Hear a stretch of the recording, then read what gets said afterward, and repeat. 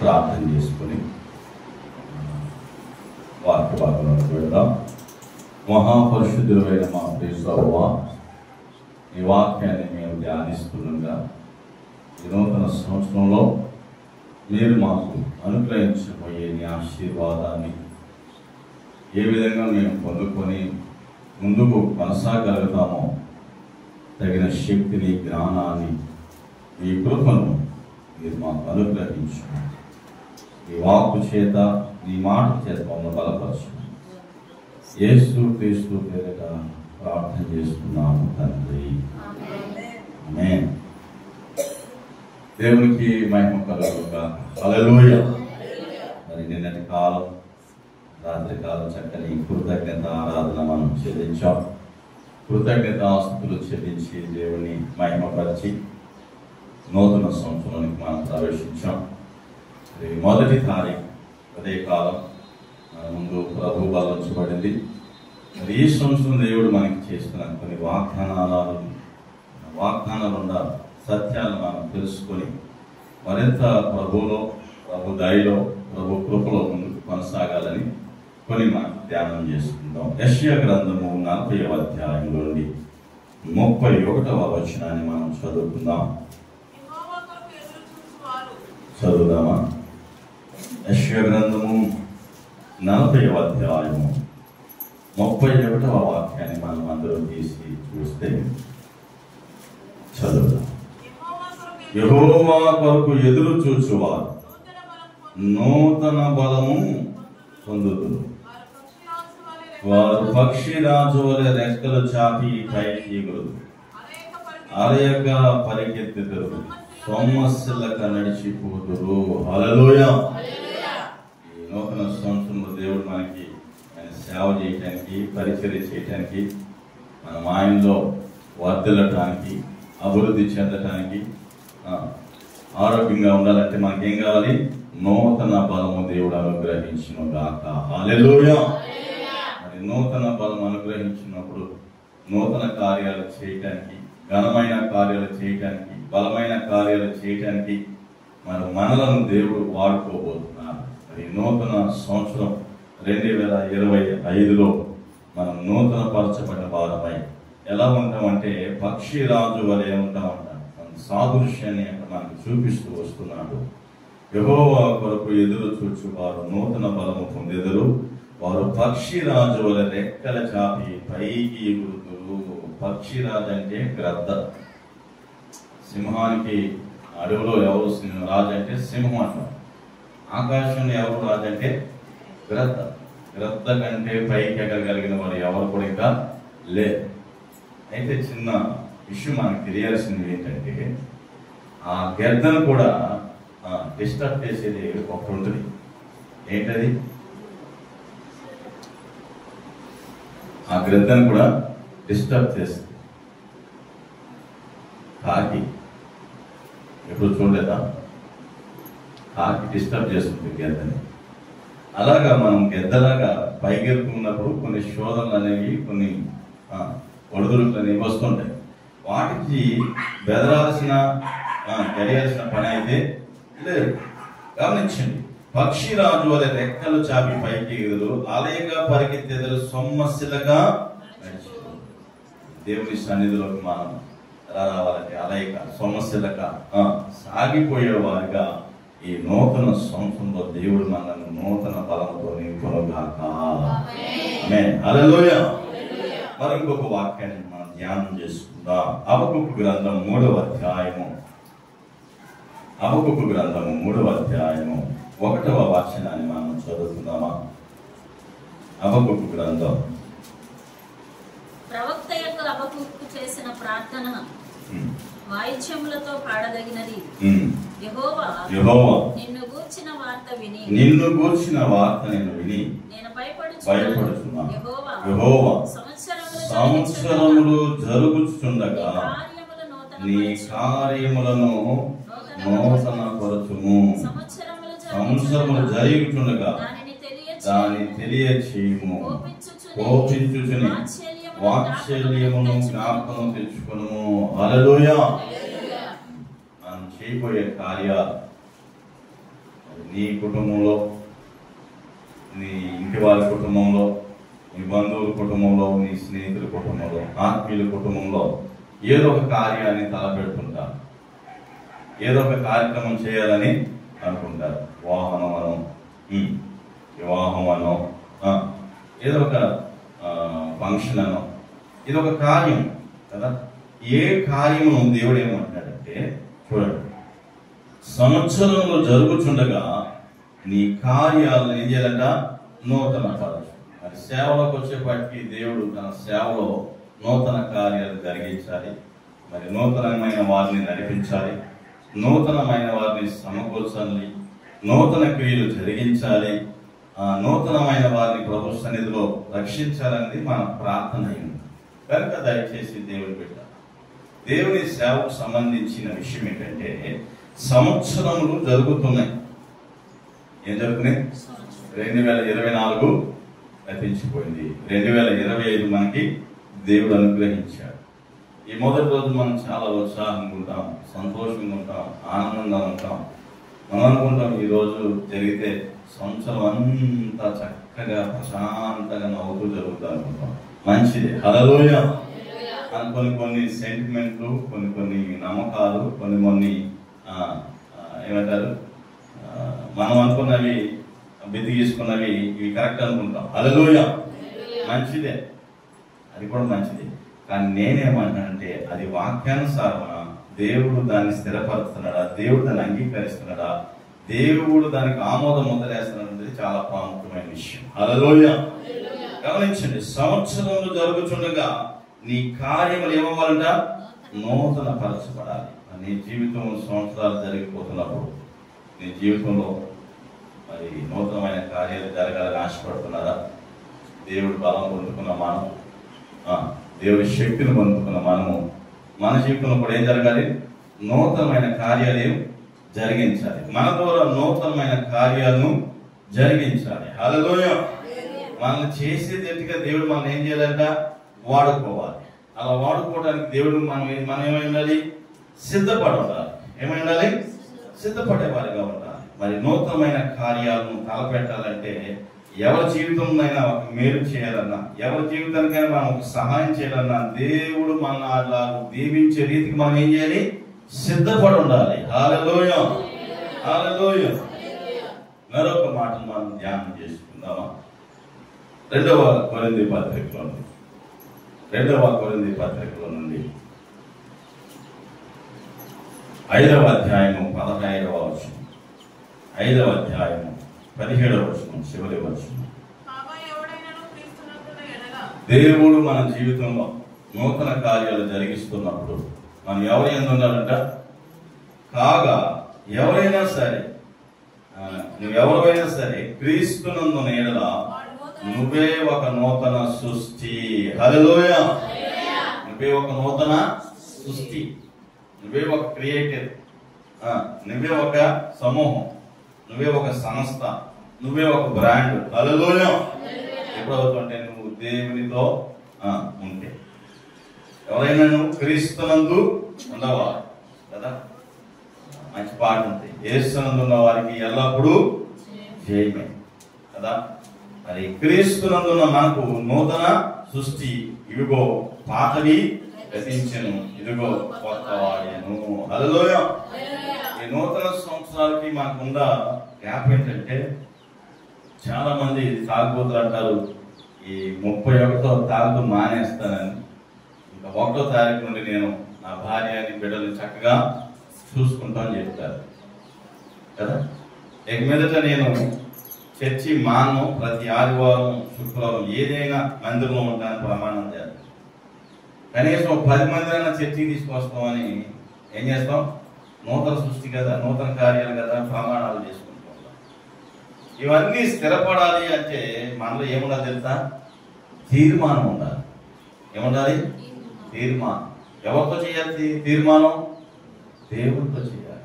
దేవుడితో తీర్మానం చేస్తే దేవుడు దాన్ని ఏం చేస్తాడు? స్థిరపరుస్తాడు, బలపరుస్తాడు, వర్ధిల్ల చేస్తాడు, అభివృద్ధి చేస్తాడు. నువ్వు దేవుడితో తీర్మానం చేయాలి. ప్రభువా నన్ను నువ్వు వాడుకో. హల్లెలూయా. ప్రభువా నన్ను వాడుకో. ఇలా వాడబడకపోతే, సంఘంలో ఉన్న విశ్వాసులు వాడబడకపోతే ఇన్ని సంఘాలు వస్తాయంటారా? ఇంతమంది విశ్వాసులు వస్తారా? ఇన్ని చర్చలు వస్తాయంటారా? ఇన్ని సంస్థలు వస్తాయంటారా? ఎంతమంది సమకూడతారంటారా?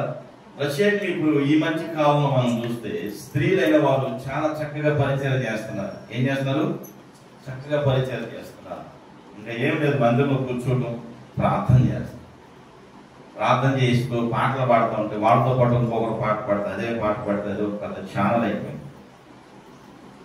వాళ్ళు చక్కగా పాటలు పాడతారు. కొంతమంది పాటలు పాడడం ఒకటే వచ్చు, వాకింగ్ చెప్పడం కూడా పెద్దగా ఏమీ తెలియదు. అయినా సరే దేవుని దయలో వాళ్ళు ఏం చేస్తారు? నూతన సృష్టిగా క్రియేట్ అయ్యాడు. హల్లెలూయా.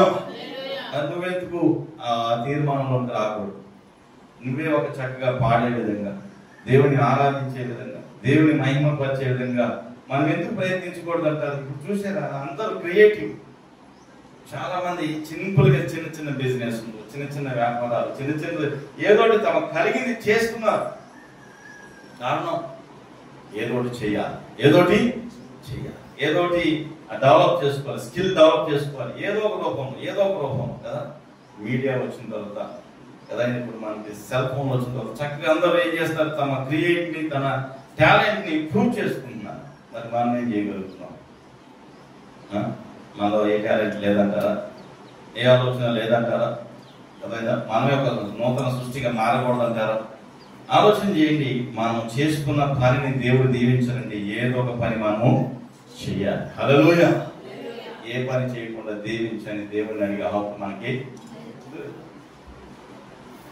ఏ పనైనా సరే, సేవ చేస్తే సేవ చేస్తున్నాం, వ్యాపారం చేస్తే వ్యాపారం, ఉద్యోగం చేస్తే ఉద్యోగం, పని చేస్తే పని. ఏమీ చేయకుండా నన్ను దీవించంటే అది జరిగే పని గమనించండి దేవుడు బిడ్డ. నువ్వెందుకు అలా మారకూడదు కదా?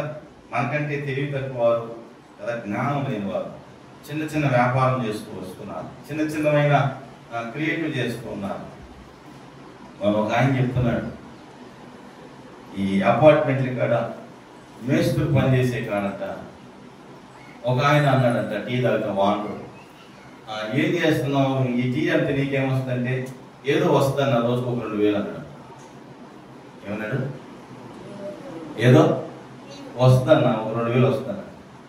ఏం చేస్తామంటే, 10 లీటర్లు పాలు తీసుకుంటాను, చక్కగా కాస్తాను, ఉదయం లేచి కాసేస్తాను, అంతే. ఒక్కో ప్యాస్కోలో ఒక 200 పట్టే ప్యాస్కో తీసుకున్నాను, చక్కగా ఎదలు పెట్టుకుంటాను. ఎక్కడైతే అపార్ట్మెంట్ ఉందో అక్కడికి వెళ్తాను, టీ ఇస్తాను, అంతే. డబ్బులు తీసుకుంటాను, వచ్చేస్తాను. అంతే. ఎక్కడ అపార్ట్మెంట్ ఉంటే ఎక్కడ పని జరుగుతుంది, ఇదే పని అంటారు రోజు. హల్లెలూయా. 5,000 అమ్ముతాడంట రోజుకి. ఎంత వస్తుంది? 2,000 లాభం వస్తుంది. ఎంత సింపుల్గా చేస్తున్నాడు వ్యాపారం. గాంధీ రోడ్లో నేనేమిటంటే క్రియేటివ్, బ్రతకడానికి బోర్డు అన్ని మార్గాలు ఉన్నాయి. హల్లెలూయా.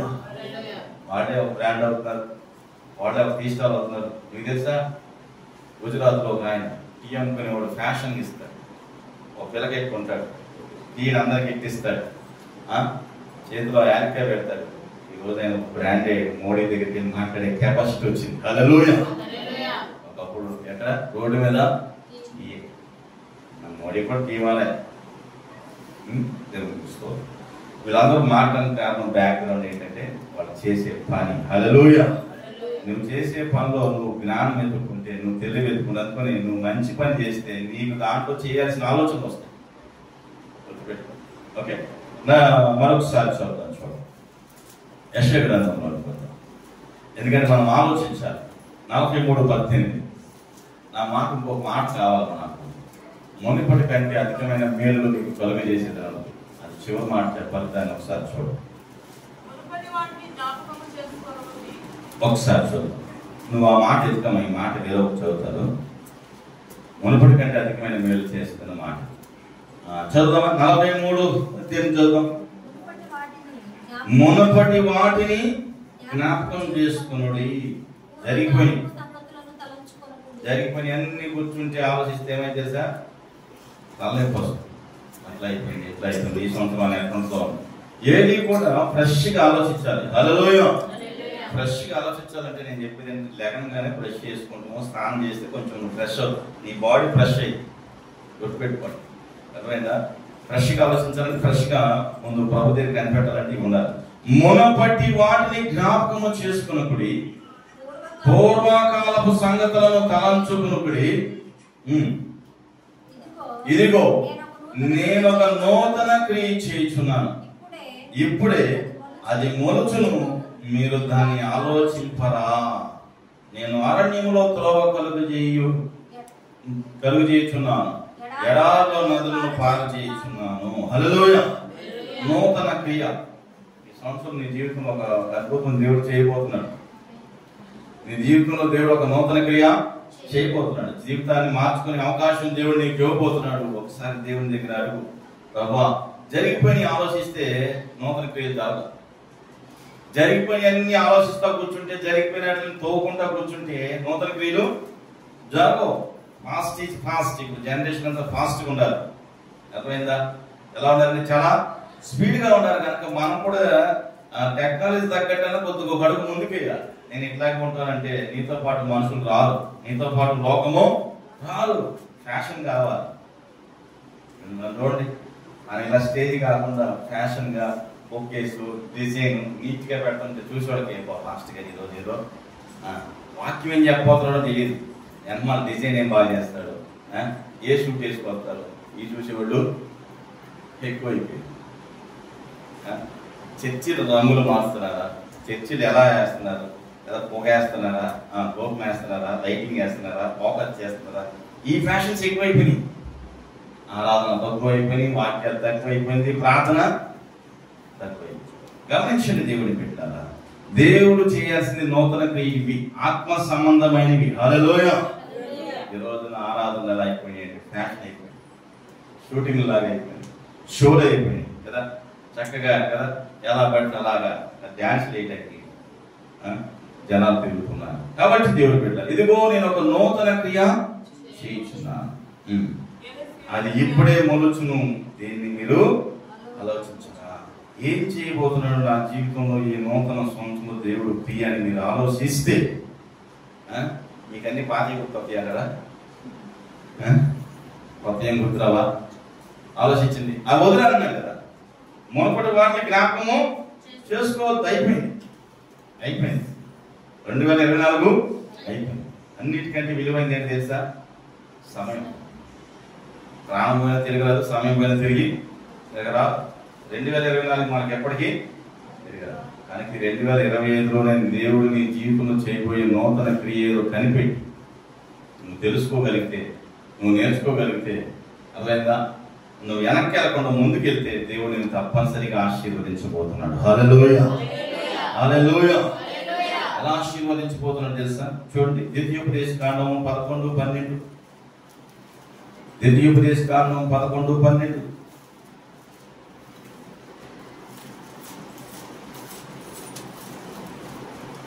మనం అందరూ ఇలా ఉండాలని నా ప్రార్థన. అది ఆకాశ వర్ష జలమును తాగును, అది నీ దేవుని యెహోవా లక్ష్య పెట్టును. దేశం నీ దేవుని యెహోవా కన్నులు సంవత్సరాది మొదలుకొని సంవత్సరాంతం వరకు ఎల్లప్పుడూ దాని మీద ఉండును. ఒకసారి చెప్పకూడదు. హల్లెలూయా. అది ఎవరంటే నువ్వే, నీ మీదే. ఎలా ఉండాలి తెలిసే దేవుడి కన్నులు? ఆకాశంలో వచ్చే మన్నాను మన పెద్దలు తిన్నట్టు మనం ఆకాశంలో వచ్చే వర్షజలం తాగేవారుగా, అది నీ దేవుడిని లక్ష్య పెట్టే, నిన్ను లక్ష్య పెట్టే విధంగా నువ్వు ఉండాలి, దేశంగా ఉండాలి.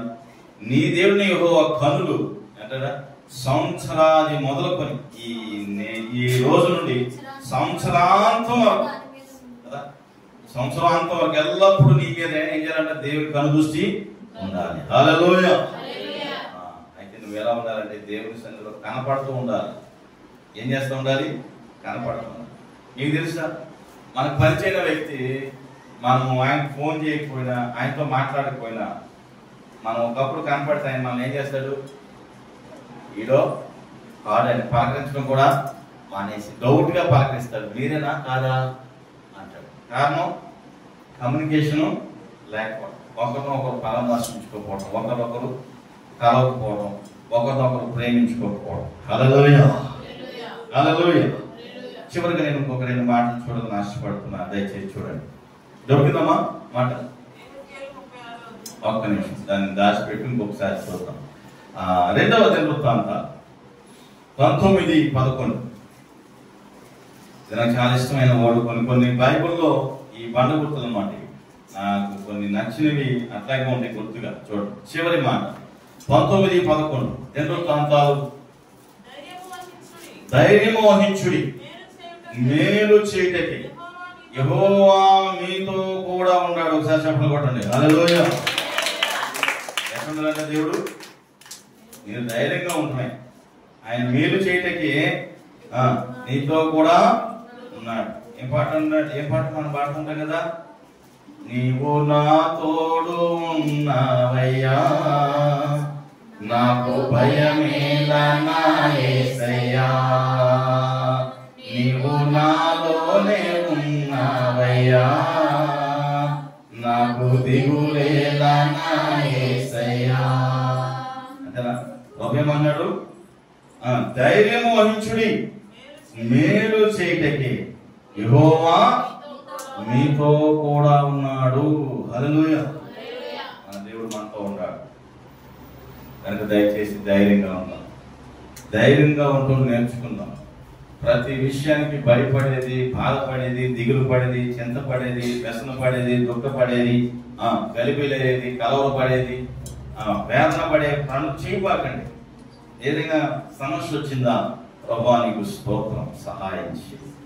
ప్రార్థనాపూర్వకంగా ఉండండి, కృతజ్ఞతాపూర్వకంగా ఉండండి, స్వస్థత బుద్ధి గలవారుగా ఉండండి, మెలకుగా ఉండండి, తెలివిగా ఉండండి. టెన్షన్ తీసుకోకండి. మనం టెన్షన్ పడి సాధించేదానికి ఏమీ లేదు, ఆలోచించి సాధించేదానికి ఏమీ లేదు. మీ చింత యావత్తు ఆయన మీద వేడి, ఆయన మిమ్మల్ని గూర్చి చింతించుచున్నాడు గనక. హల్లెలూయా. దేవుడు పెట్టాలి. ఆ చింత యావత్తు ఆయన మీద వేసేవారు కదా, ఆయన మీద మోపేవారుగా మనం ఉండాలి. చూడండి చదువు యెహెజ్కేలు గ్రంథము 36:11 చదువు. ఒక్క నిమిషం.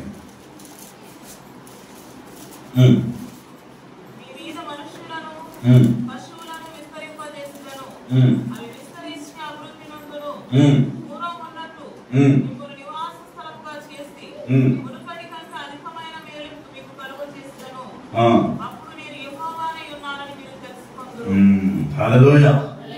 7వ మాట ఏం తెలుసా? మునుపటి కంటే 2024 కంటే 2025 ఏమంటున్నాడు? మునుపటి కంటే అధికమైన మేలు నేను మీకు కలుగజేసేదను, అప్పుడు నేను యెహోవానై ఉన్నానని మీరు తెలుసుకుంటారు. హల్లెలూయా. హల్లెలూయా. బాగా గుర్తుపెట్టుకోండి. మనం ఎవరన్నా పిలవాలంటే అర్హత గలవాళ్ళని పిలుస్తాం. లేదు మనం ఎవరికైనా చేయాలంటే ఏమి లేని వారికి సహాయము చేస్తాం. అది మన దేవుడి దృష్టిలో మనం ఎలా ఉన్నాం? అర్హత గలవారుగా ఉన్నామా, లేదు ఏమి లేనివారుగా ఉన్నామా? దయచేసి దేవుని బిడ్డలారా జ్ఞాపకం చేసుకోండి. దేవుని వాక్యం సెలవిస్తుంది, నీ జీవితంలో కదా మునపటి కంటే అధికమైన మేలులు నీకు కలగాలంటే, మునపటి కంటే అధికమైన ఆశీర్వాదం నీకు కలగాలంటే, మునపటి కంటే గొప్ప కార్యాలు నువ్వు చూడాలంటే, నువ్వు దేవుడైన యెహోవాను తెలుసుకోవాలంటే ఎలా ఉండాలంట? దేవుని బలం పొందుకోవడానికి దేవుని మందిరంలో కనపడాలి. హల్లెలూయా. దేవుడు నీ కార్యాలు సఫలపరచాలంటే నువ్వు దేవుని మందిరంలో ఏం చేయాలి? కనపడుతూ ఉండాలి. నువ్వు నూతన సృష్టిగా మారాలన్నా దేవుని సన్నిధిలో ఏం చేయాలి? కనపడాలి. నీ బంగారం పాతదైనప్పుడు దానికి ఏం చేస్తాం? మెరుగు పెడతాం. అలాగా దేవుని సన్నిధిలో నువ్వు మెరుగు పెట్టుకునే వారిగా ఉండాలి. యెషయా గ్రంథం అన్నట్టు పురాతన విషయాలను వదిలిపెట్టేసి మంచి విషయాలు తెలుసుకోవడానికి మందిరంలో మనం కనపడాలి. మేలు చేయటకి యెహోవా నీతో కూడా ఉన్నాడని సెలవించడం కోసం కదైనా నువ్వు ఆయన సన్నిధిలో కనపడాలి. గుర్తుపెట్టుకుని దేవుడు పెట్టాలి. ఇలా కనపడినప్పుడు దేవుడు నిన్ను, నీ కుటుంబాన్ని, నీ బిడ్డలను కదా నీ కలిగిన సమస్తాన్ని కూడా ఏం చేయబోతున్నాడు? ఆశీర్వదించబోతున్నాడు. హల్లెలూయా. హల్లెలూయా. ప్రభు అంటాడు, ఇదే దాంట్లో నూతన హృదయం నీకు ఇస్తానంటాడు, నూతన మనసు ఇస్తానంటాడు కదా, నూతన ఆలోచన ఇస్తానంటాడు, నూతనమైన తలంపులు ఇస్తానంటాడు, నూతనమైన జ్ఞానం ఇస్తానంటాడు, నూతనమైన బుద్ధిని ఇస్తానంటాడు. దేవుడు ఇవన్నీ మనకి కలుగు చేస్తానంటున్నాడు. ప్రతిదీ వాక్యమే. హల్లెలూయా. ఇవన్నీ ఎక్కడ వస్తాయి తెలుసా? ఇవన్నీ ఎక్కడికి వస్తాయి? నీ దగ్గరికి ఎక్కడ వస్తాయి? నువ్వు ఆయన దగ్గరికి వచ్చి కూర్చొని నేర్చుకోవాల్సింది. దినదినం వాక్యం వినేవారిగా ఉండొచ్చు, దినదినం దేవుని స్తుతించే వారికి ఉండొచ్చు. నేనేమంటున్నానంటే నూతన సంవత్సరంలో మీకు ఒక సమయాన్ని సైలెంట్లో పెడతాము. సైలెంట్లో పెట్టాం. మీరు చర్చిలో రాగానే సైలెంట్లో పెట్టాలి. గమనించండి, గమనించండి. దేవుడు ఆలోచించండి. దేవుని సన్నిధిలో ఈ నూతన సంవత్సరం మీ నిర్ణయం ఏంటంటే దేవునికి సమయం ఇచ్చే విధానంగా మీరు ఉంటే దేవుడు మీకు ఆశీర్వాదాన్ని ఇస్తాడు. హల్లెలూయా. మీరు సమయం ఇనంత కాలం ఆయన కూడా మీకు ఆశీర్వాదాన్ని ఇవ్వలేదు. మీ ఫ్రెండ్స్కి మీరు ఇచ్చే సమయం, లోకానికి మీరు ఇచ్చే సమయం కదా, అన్నిటికంటే ముఖ్యంగా ఈ ఫోన్కి ఇచ్చే సమయం, కొంత సమయాన్ని ఎవరికి ఇవ్వండి? దేవునికి. నువ్వు సమయం ఇస్తే చాలు, ఆటోమేటిక్గా దేవుడు నిన్ను ఆశీర్వదించడం మొదలు పెడతాడు. చాలా మంది సేవకులు చెప్పుకుంటారు, సంఘ పెద్దలు చెప్పుకుంటారు, విశ్వాసం చెప్తారు, నేను ప్రార్థన చేస్తూ వచ్చాను, సంఘం ప్రార్థన చేశారు, దేవుడు నన్ను ఆశీర్వదించాడు. అయితే ఒక గుర్తుపెట్టుకోవాలి, నువ్వు దేవుని సన్నిధిలో కనపడాలి. అందుకని కనపడే విధంగా నువ్వు ఉండాలి. నూతన సంవత్సరంలో మనం చాలా తీర్మానాలు చేసుకుంటున్నాం కదా, మనం చాలా సంవత్సరాలు అయి ఉంటాయి మనతో పాటు కదా. 2004 వచ్చి అయిపోయింది, 2025 వస్తుంది.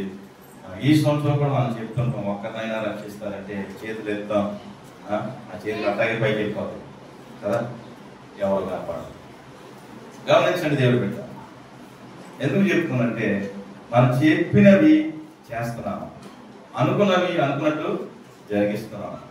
మరి జరిగించకపోతే దేవుడు నిన్ను లెక్క అడగడా? ఆలోచన చేయండి. దేవుడికి ఇచ్చే విషయంలో కానీ, దేవుని సేవకు సహకరించే విషయంలో కానీ, పరిచర్యలో నిన్ను నువ్వు నిలబడే విషయంలో కానీ ఏమి దేవుడు అడగడంటాడా? ఇవేమి మనం చేయకూడదు అంటారా? ఇది విశ్వాసుల పని కాదంటారా? ఆలోచించి. విశ్వాసులు సేవ చేయకూడదు, విశ్వాసులుగానే ఉండాలి, విశ్వాసులే పాస్టర్ అని ఎక్కడ రాయబడింది బైబిల్లో? ఉందా? సమస్త జనులను శిష్యులుగా, ఎవరిని? సమస్త జనులను. హల్లెలూయా. తండ్రి కుమార పరిశుద్ధ ఆత్మలను వారికి ఏమి ఇవ్వాలి? బాప్తిస్మం ఇవ్వాలి. వాళ్ళ శిష్యులుగా మార్చాలి. అర్థమైందా?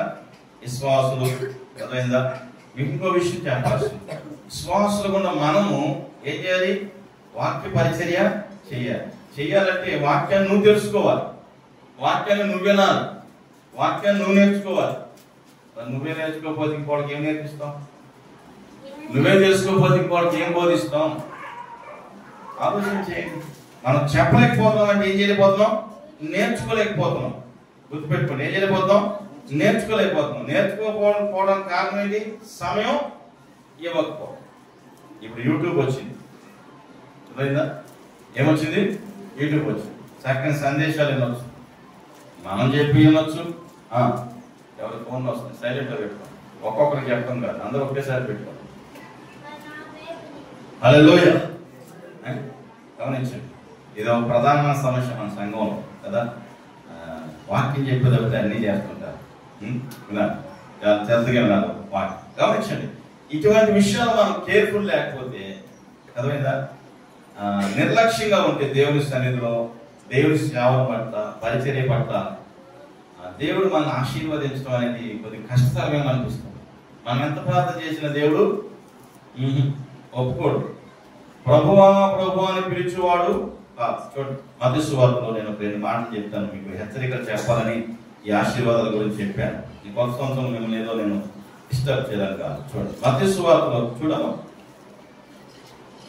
ప్రభువా ప్రభువా అని పిలిచేవాడు పరలోకం పోడట, పరలోకమందు తండ్రి చిత్త ప్రకారము చేసేవాడు కావాలి.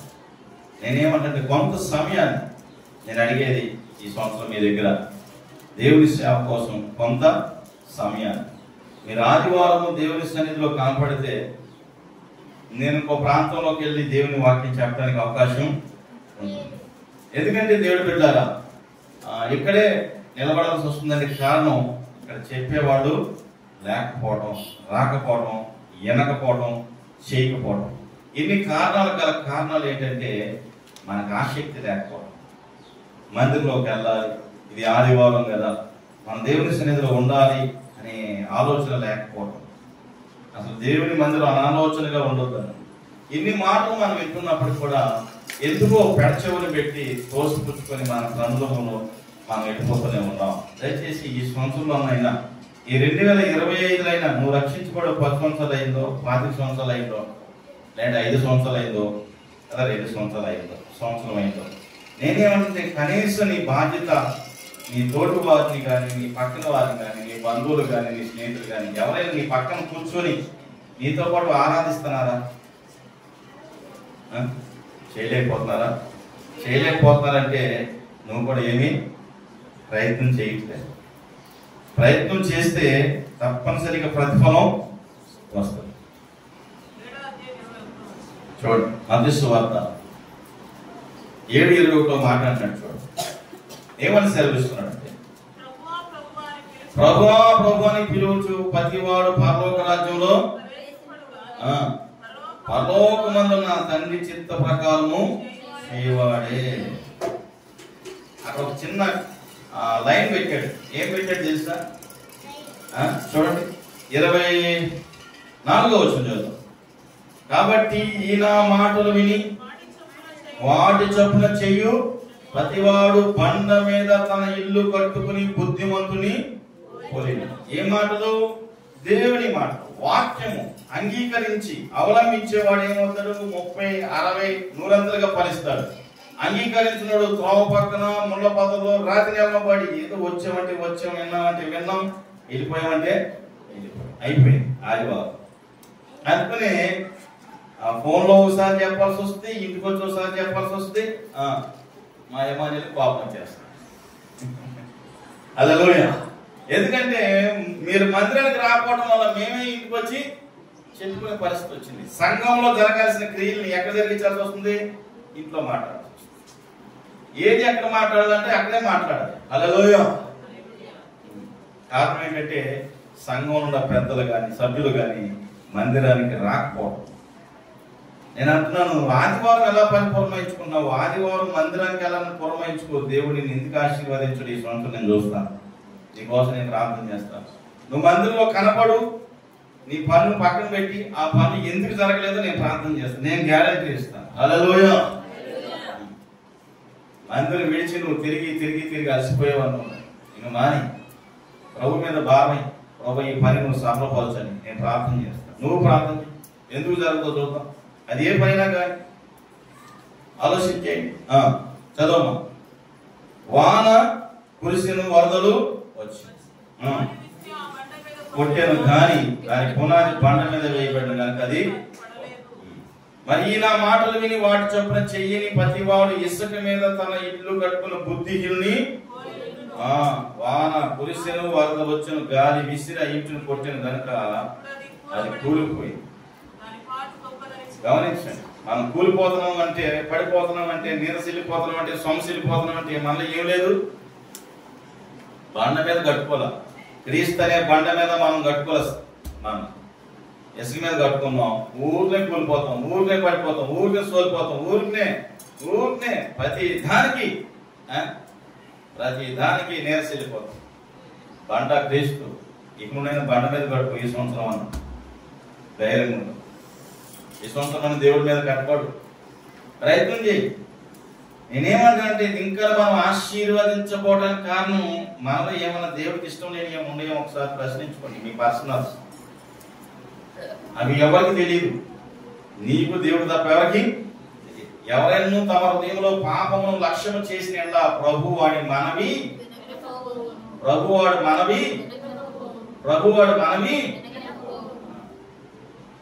నీకోసం నువ్వేమో పాపాన్ని దాచుకుంటే పాస్టర్ గారు చేస్తే ఉంది, బిషప్ చేస్తుంది, ఇంకో పాస్టర్ చేస్తే ఉంది, ఎవరు చేస్తే ఉంది. చేయాల్సింది నువ్వు చేయకపోతే, నువ్వు పాపాన్ని మూట కట్టుకుంటే, నువ్వు వదిలిపెట్టకుండా ఎంతమంది చేసినా ఫలితం అందుకనే నువ్వు వదలాల్సింది వదిలిపెట్టి దేవుడు ఎందుకు ఆశీర్వదించుకోవచ్చు, దేవుడు ఎందుకు దీవించుకో చూద్దాం. ఈ నూతన సంవత్సరం నేను కోరుకునేది ఒకటే, దేవుని సన్నిధిలో మీరు కనపడదు. దేవుడు తప్పనిసరిగా వాగ్దానం అది చూడండి, ఆజ్ఞలో మొట్టమొదటి ఆజ్ఞ ఒకటే. చదివి నేను ప్రార్థన చేస్తాను. నిర్గమకాండం 20:10 20:10 7వ దినము నీ దేవుని యెహోవాకు విశ్రాంతి దినం. దానిలో నీవైనను, నీ కుమారుడైన, నీ కుమార్తెను, నీ దాస్యను, నీ దాసియను, నీ పశువైన, నీ ఇంటున్న నువ్వే కాదంట, నీ ఇంట్లో ఉండడం కూడా ఏ పని చేయకూడదు. 6 దినములు యెహోవా ఆకాశం, భూమి, సముద్రములు సమస్తము సృజించి 7వ దినమును విశ్రమించింది. అందుచేత యెహోవా విశ్రాంతి దినమును మిగతా రోజులు ఎందుకు చెప్పలేదు? ఈ ఆశీర్వాదించబడిన రోజు విశ్రాంతి దినమని, దేవుని సన్నిధిలో కనపడాలని, దేవుని సన్నిధిలో ఉంటే ఆశీర్వాదం వస్తుందని మనకు తెలియదా? ఆలోచించేయండి. ఎందుకు కనపడలేదు మనం? ఎందుకు కనపడలేదు? ఎందుకు ఆశీర్వదించబడలేదు? ఎందుకు బాధ పాలవుతున్నాం? ఎందుకు కష్టాలు పాలవుతున్నాం? మనకు అర్థం కావట్లేదు. ఈ వాక్యం ఎందుకు నెరవేర్చుకోలేకపోతున్నాం? ఈ వాగ్దానాన్ని ఎందుకు పట్టుకొని ప్రార్థన చేయలేకపోతున్నాం? ఇది ఎందుకు పట్టుకొని మనం ప్రయత్నిస్తే, ప్రభువా నీ ఆశీర్వాదం దినమన్నావు, నీ సన్నిధికి వచ్చాను, నీవు నన్ను ఆశీర్వదించు. హల్లెలూయా.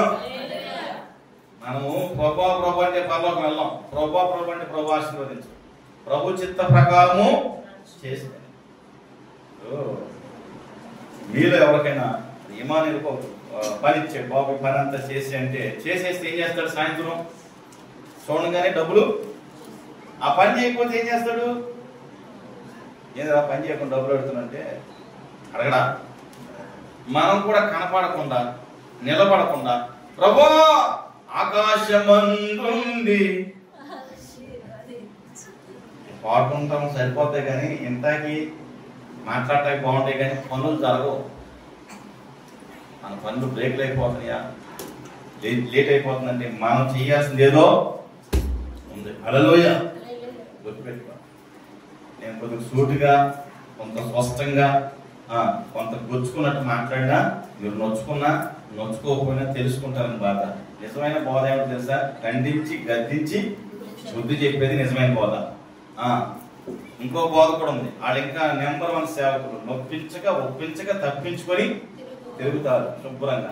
కల్పన కథలు చెప్తూ, పెట్ట కథలు చెప్తూ, నవ్విస్తూ, కవ్విస్తూ, బొచ్చికిస్తూ, దేవుడు నేను బహుగా దీవించునుగా. అది కావాలా? పరలోకం వెళ్ళేది కావాలి. చూడండి, పరలోకం వెళ్ళేది చూడండి. ప్రభు అనేవాడు ఎరడో మైక్ ఇచ్చుకొని 6 గంటలు వచ్చినా ఎరడో తండ్రి చిత్త ప్రకారం చేస్తే వెళ్తాడు.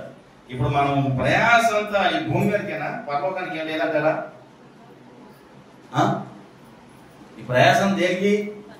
పరలోకం వెళ్తాయి, అంతే కదా. ఇక్కడ ఉండిపోవటం ఉండిపోవటం కుదురుద్దా చెప్పండి? మరి అక్కడికి వెళ్ళాలన్నప్పుడు మనం ఏదో ప్రయత్నం చెయ్యాలిగా, ఏదో త్యాగం చెయ్యాలిగా. నేను అదే చెప్తున్నాను, దానికోసం చేయండి. పరలోకం వెళ్ళడం కోసం ప్రయత్నం చేయండి. పరలోకం ఎవరైనా తీసుకెళ్ళడం కోసం ప్రయత్నం. ఇదే కొత్త సంవత్సరం. ఈ సంవత్సరం క్రిస్మస్ అయినదే, నూతన సంవత్సరం అయినదే, యేసు ప్రభు పుట్టిందనేదే, చనిపోయిన అదే, తిరిగి లేచిన అదే, ఆయన వెళ్ళింది కూడా అదే, ఆయన రాబోతుంది కూడా అదే. ఇంకేముంది? ఇదే కొత్త సంవత్సరం. అంటే మారటమే. నువ్వు మారి ఇంకొకటి మార్చడం ఇదే కొత్త. ఇంకేముంది? నువ్వు మారలేదంటే ఇంకొకటి మార్చలేవు. ఇది పాతే 2024. నువ్వు మారి ఇంకొకటి మార్చావంటే 2025. లేదంటే వాగ్దానాలతో రాత్రి పాస్టర్ గారు చెప్పినాడు, ఎప్పుడు రాకుండా చర్చికి వచ్చి వాగ్దానం తీసుకుని, ఈ వాగ్దానం దేవుడు నా జీవితం నెరవేర్చింది కాకంటే అది అస్సలు నెరవేరదు, అస్సలు జరగదంటాడు. ఇంకోటి విషయం తెలుసా? జరగకూడదు జరుగుతాడు. ఆయనకు అంత కోపం వచ్చింది ఎందుకో మరి. ఒక ఆయన అన్నాడు, నేనైతే ఆ వాగ్దానం కూడా, నువ్వు రాలేదు కాబట్టి చర్చికి నీ వాగ్దానం కూడా చెల్లదన్నాడు. అర్థమైందా? బైబుల్ ఇప్పుడు చెప్పిన వాగ్దానాలు కాబట్టి దేవుడు పెట్టారు. చూడండి, ఈ ఆశీర్వాదాన్ని, ఇంకో విషయం తెలుసా? ఈ ఆశీర్వదించబడిన దినాన్ని దేవుడు ఏం చేశాడు? పరిశుద్ధపరిచాడు. ఆశీర్వదించి దేవుడు ఏం చేశాడు? పరిశుద్ధత. ఇదేగా పరిశుద్ధులే కదా పరలోకం పోతాడు, ఆశీర్వాదం ఉన్నాడు కదా పరలోకం పోతాడు. చివరి మాట చెప్పి నేను ముగిస్తాను. ఎందుకంటే ఆశీర్వాదానికి వారసులుగా ఉండడానికి దేవుడు మనకు పిలిచాడు. అసలు మనం దరిద్రానికి, శాపానికి, పాపానికి, దోషానికి, దుర్నీతికి, ఆ బతకాలకి, చెప్పలేనాటి ఎన్నిటికీ ఏమైపోతాం? బానిసలైపోయి బాధపడుతూ ఈ జీవితాంతం బాధలే.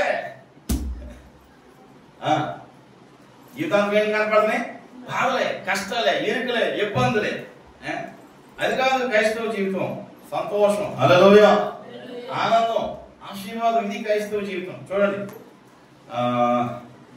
మొదటి పేతురు ఉందామా? 3:9, 8-9 చదువా. మొదటి పేతురు 3:8-9. తుదకు మీరందరూ ఏక మనస్సుకులై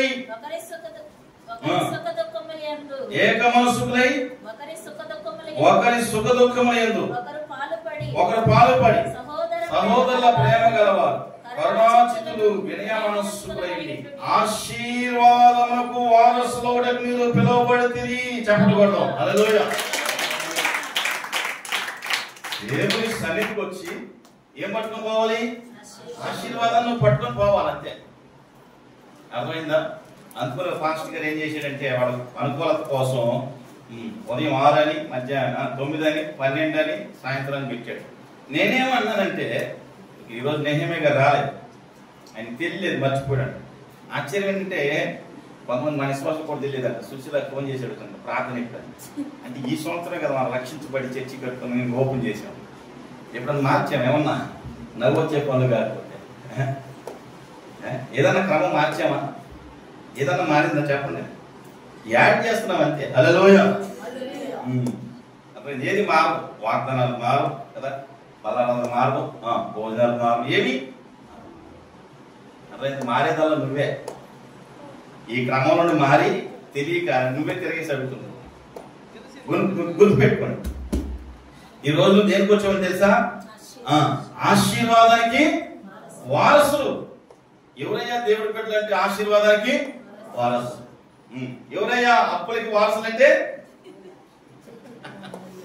మనం చెయ్యమా? ఈసారి చెయ్యొద్దని నా ప్రార్థన. హల్లెలూయా. దేనికి వారసులు మనం? ఇప్పుడు కూడా వేస్తారా సంతోషం చేస్తా? దేనికి వారసులు మనం? కొండ వెళ్ళిపోయింది. దేనికి వారసులు మనం? నాకని చెప్పింది, నాకానికి అందించే గట్టిపోతుంది. దేనికి వారసులు? నాకు ఇస్తావా? దేనికి వారసులు మనం? ఆశీర్వాదాన్ని తీసుకొని పోవాలా. నువ్వు మందిరానికి వచ్చి ఏం పట్టుకొని పోవాలా? అడిగేది కూడా అదే అడగండి, ఇంకేం అడగద్దు. ఒక ఆశీర్వాదం వస్తే నీ దరిద్రం ఉంటుందా? నీ పేదరికం ఉంటుందా? జబ్బులు కనపడతాయా? చెప్పండి. జబ్బు అని తెలుపుదా? తెలీదు. ఎందుకు? ఏముంది? ఆశీర్వాదం. యోగుకి అంత జబ్బు వచ్చినా తెలియకపోవడానికి కారణం ఏంటి? ఆశీర్వాదం. అంతేగా. అబ్రహాంకి అంతమంది ఆశీర్వాదం ఉన్నట్టుగా బిడ్డలు లేకపోయినా చల్లగా బతికేసింది. ఆశీర్వాదం లేకపోతే అసలు బతకలేము. ఇప్పుడు వచ్చే తిప్పలాలు అదే. మనకేం కావాలి? నేనేమంటానంటే నీకు ఎప్పుడు సమయం ఉంటావు, అర్థమైందా? ఆదివారం మిస్ చేయకుండా మిగతా టైంలో కూడా ఆశీర్వాదం పొందుకోవడానికి మందిరం ఉంది. మీరు ప్రార్థన చేసుకోండి, ప్రభువా నన్ను ఆశీర్వదించు అని. హల్లెలూయా. నువ్వు అడగటం నేర్చుకో. ఈ మాటను మీరు ప్రతిసారి ఉచ్చరించాలి. దేవుని సన్నిధిలోనైనా, నీ షాప్లో అయినా, నీ పనిలోనైనా, నీ ఉద్యోగంలో అయినా, నీ వ్యాపారంలో అయినా, నీ వ్యవసాయంలోనైనా, నువ్వు చేసే ఏ పనులైనా ప్రభువా నన్ను ఆశీర్వదించు. దేవుని సన్నిధిలో అన్నాడు మీరు ఆశీర్వాదానికి, మనం ఆశీర్వాదానికి వారసులం. ఇంకా శాపానికి, పాపానికి, దోషానికి వారసులం కానే కాదు. అందుకు నేను శాపం గురించి కూడా వాక్యం చెప్పండి. శపించడం మన పని కాదు, మన పని ఆశీర్వదించడమే. హల్లెలూయా. దేవుడిని ఏం చేయాలి తెలుసా? అన్ని విషయంలో దేవుడిని ఏం చేయాలి? ఆశీర్వదించాలి. అబ్రహాం అంటే అన్ని విషయాల్లో మరి నువ్వు కూడా ఏం చేయాలి? ఆశీర్వదించబడాలిగా. అన్ని విషయాలు నువ్వు ఆశీర్వదించబడి ఎట్లుంటావు? సంతోషంగా ఉంటావు, ఆనందంగా ఉంటావు, నవ్వుతూ ఉంటావు, హ్యాపీగా ఉంటావు. అంతేనా? అన్ని పోయిన ఉంటావు. ఎలా ఉండాలంట? సంతోషంగా ఉండాలి. హల్లెలూయా. ఎవరుంటారు సంతోషంగా? ఉన్నాం మనం. ఈ సంవత్సరంలో ప్లాన్ చేద్దాం. ఎన్ని బాధలు ఉండాలి, ఏం చేద్దాం? ఏదో ప్రోగ్రాం చూసి సంతోషించడం కాదు, ప్రార్థన చేస్తే ఏం రావాలి? ఆశీర్వాదం వచ్చేటట్టుకుంటారు. నీ ప్రార్థనలో ఇది ఉండాలి. నేను అదే చెప్పాను, నాకు రెండో పాదం రావట్లేదు, రాస్తుంది కదా, ఆశీర్వాదం. ఎన్ని రాసుకుని అక్కడికి వెళ్ళిపోతుంది. హల్లెలూయా. ఎందుకంటే మనం దేవుడు ఏం చేయాలి? ఆశీర్వాదించాలి. ఆశీర్వాదిస్తే నీకున్న సకల దోషాలు, సకల పాపాలు, సకల దుర్నీతి, సకల రోగాలు కొట్టుకొని. హల్లెలూయా. ఆశీర్వాదం కూడా ఎలా ఉండాలి తెలుసా? ప్రవాహంలా ఉండాలి. ఎట్లా ఉండాలి? నువ్వు క్లీన్ చేస్తే క్లీన్ అవ్వదు కూడా, ప్రవాహం వచ్చి మొత్తం కొట్టుకొని పోవాలి. దేవుడు పెట్టారు. అటువంటి ఆశీర్వాదానికి దేవుడు మనం పిలిచాడు. కానీ ఏదో నువ్వు బాధలు పడాలి, నువ్వు కష్టాలు పడాలి, నువ్వు ఇబ్బందులు పాలవ్వాలి, రోగాలు పాలవ్వాలి, దేవుడు నిన్ను పిలవలా. అవన్నీ పోగొడడానికి దేవుడు పిలిచాడు. హల్లెలూయా. మనమే మనకు అవి కావాలని ఎత్తుకుంటూ వెళ్తున్నాం. అవి మనకు వద్దు, అవి మన పని కాదు. మనకు కావాల్సింది ఆశీర్వాదం. నువ్వు అడిగి పెట్టే స్థలం ఆశీర్వదించబడాలి. నువ్వు చేసే పనంతా దేవుడు ఏం చేయాలి? ఆశీర్వాదకరంగా మార్చేయాలి అంతే. హల్లెలూయా. అటువంటి ఆశీర్వాదం కోసం మనం లేచిన పడదాం. నీ మనసులో నువ్వు నీ కుటుంబం కోసము, నీ సంఘం కోసము, సేవకుల కోసం, ఎవరైతే వాడు కదా ప్రభు నన్ను ఫస్ట్ నువ్వు నేనేమన్నంటే, నువ్వు ఆశీర్వదించబడితే నీ పక్కన ఏం చెబుతారు? ఆశీర్వదించాలి. నీ కుటుంబం ఆశీర్వదించబడాలి. ఈ నూతన సంవత్సరంలో దేవుడు నీకు ఇవ్వాల్సింది ఒకటే, ఆశీర్వాదం. ఆశీర్వాదానికి వారసులు ఒకటే దేవుడి సన్నిధికి వచ్చాం. ఈ ఆశీర్వదించబడిన దినాన్ని దేవుడు నిన్ను ఆశీర్వదించాలి. నీ భార్యని, నీ బిడ్డలను, నువ్వు చేస్తున్న వ్యాపారము, ఉద్యోగం, మరొకసారి చేస్తున్న వ్యవసాయము, వ్యాపారము, చేతి పని కదా, ఇంటి పని, నువ్వే పని చేసినా నువ్వు చెయ్యి పనులన్నింటిలో నీ దేవుడిని యెహోవాని నువ్వు ఆశీర్వదించాలి. కనుక నువ్వు చెయ్యి ప్రయత్నాలన్నింటిలో దేవుడు నిన్ను ఆశీర్వదించాలి. నువ్వు తలపెడుతున్న ప్రతి కార్యాన్ని దేవుడు సఫలపరచాలి. దేవుడు నీకు నూతన బలాన్ని అనుగ్రహించాలి.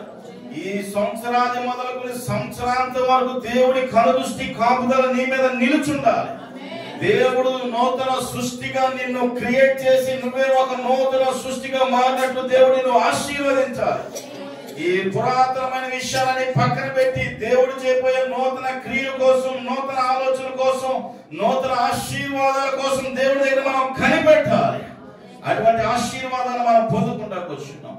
ఎందుకంటే మన దేవుడు ఆశీర్వదించే దేవుడు. ఎంత బాగా ఆశీర్వదిస్తుంటే, పురాతనమైన సంగతులను పక్కన పెట్టి మనం ముందుకెళ్లే వారిగా ఉన్నప్పుడు మునుపటి కంటే అధికమైన మేలుతో నిన్ను దేవుడు ఆశీర్వదించబోతున్నాడు. దేవుడు నిన్ను అభివృద్ధి చేయబోతున్నాడు, నిన్ను విస్తరింప చేయబోతున్నాడు, నిన్ను బలపరచబోతున్నాడు, దేవుడు నిన్ను స్థిరపరచబోతున్నాడు. కనుక ప్రభువా నన్ను ఆశీర్వదించని నీ చేతులు ఆకాశం వైపు చాపి, ప్రభువా నా కుటుంబాన్ని ఆశీర్వదించని నాయన, నా బిడ్డలను మీరు ఆశీర్వదించండి నాయన, మా సంఘాన్ని మీరు ఆశీర్వదించండి, సేవకుల కుటుంబాలు ఆశీర్వదించండి నాయన, మా ఇరుగు పొరుగు వారిని ఆశీర్వదించండి, మా బంధువుని ఆశీర్వదించండి నాయన, మా ఆత్మీయను రక్షించండి నాయన, నూతన ఆత్మలను మాకు అనుగ్రహించండి నాయన, పట్టకాలంత విస్తారమైన దీవెనలు మాకు దయచేయి. మీ సమృద్ధి ఆశీర్వాదాలు దయచేయండి నాయన, నూతన పరచండి తండ్రి నాయన, మమ్మల్ని బలపరచండి నాయన, మా బలహీనతలను తొలగించండి నాయన, మా బలహీనతలో మాకు జయం అనుగ్రహించండి నాయన. శరీర బలహీనత, ఆత్మీయ బలహీనత, అది ఏ రోగమైనప్పటికీ యేసు నామములో తీసివేయండి నాయన, మమ్మల్ని ఆశీర్వదించండి నాయన, ఆరోగ్యవంతులుగా చేయండి నాయన, ఆయుష్మంతులుగా చేయండి నాయన, దీర్ఘకాలం జీవించేవారుగా చేయమని అడుగుతున్నాను నాయన. అయ్యా మీ ఆశీర్వాదంతో మేము ఆశీర్వదించబడినట్లు కృప దయచేయండి. మీరే మమ్మల్ని జ్ఞాపకం చేసుకోండి, మీ ఆశీర్వాదం దయచేయండి, మీ ఆశీర్వాదం మమ్మల్ని నింపి నడిపించండి నాయన. ఆశీర్వాదానికి వారసులు ఉండడానికి సహాయం చేయండి. ప్రతి వారం మీ సన్నిధిలో కనపడినట్టు కృప దయచేయండి ప్రభు. ప్రతి బలలో మేము అనేకులను సమకూర్చుకున్నట్లు మాకు సహాయం చేయండి. నూతన వాగ్దానంతో మమ్మల్ని దీవించు, నూతన కాలంతో మమ్మల్ని దీవించు, మా ముందున్న ఈ శరీరాన్ని మా కొరకు దీవించు, మా ముందు మీ ఆహారాన్ని దీవించు, మాకు ఇచ్చిన ఈ అర్పణను దీవించు, మీరు ఆశీర్వదించు, మమ్మల్ని ఇచ్చేవారిగా చేయండి ఆయన. మీ సన్నిధిలో మేము ఇచ్చేవారిగా చేయండి ప్రభువా. మాకు అటువంటి సమృద్ధి కృపను మీరు అనుగ్రహించు. ఈ వాక్యం మా హృదయంలో నీరు కట్టి పలుపు దాయిచ్చేయండి. యేసు నామములో ప్రార్థిస్తున్నాము తండ్రి, ఆమేన్. ఓకే, అలాగే నుంచుందాం. మరి ప్రభు బల్ల తీసుకుందాం కనుక దయచేసి మీరు అలాగా నిలబడదాం. ప్రభు బల్ల పెడదాం.